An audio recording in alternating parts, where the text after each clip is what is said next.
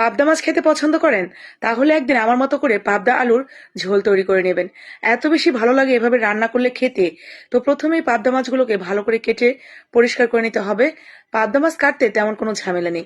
খুব সহজেই দুই পাশের কাঁটা এবং মাথাটা এবং লেজটা ফেলে দিলেই একদম চোখের পলকেই দেখবেন সবগুলো কাটা হয়ে গেছে।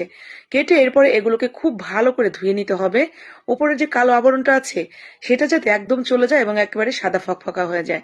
ঠিক এইভাবে ধুয়ে এরপরে আপনি যতটুকু রান্না করবেন সে অনুসারে নিয়ে লবণ হলুদ দিয়ে মেখে আমরা এক সাইডে রেখে দিচ্ছি। এরপরে আলু নিয়ে নিচ্ছি। আমি আজকে আলু দিয়ে পাবদা মাছের ঝোল করব। আপনি যে কোনো সবজি দিয়ে চাইলে রান্না করতে পারেন সেম প্রসেসে। তো আমি শুধুমাত্র আলু 4 ফালি করে কেটে নিয়েছি মাঝখান থেকে। লবণ হলুদ দিয়ে মেখে এটাকেও ভেজে নেব। তেল গরম করে দিয়ে দিলাম মাছটা। পাবদা মাছ ভেজে রান্না করলে একদম আস্ত আস্ত থাকে আর খেতেও ভালো লাগে। আর একদম কাঁচা মাছটা রান্না করলে না পাবদা মাছ মাঝখান থেকে ফেটে ফেটে মাছগুলো ছুটে ছুটে যাওয়ার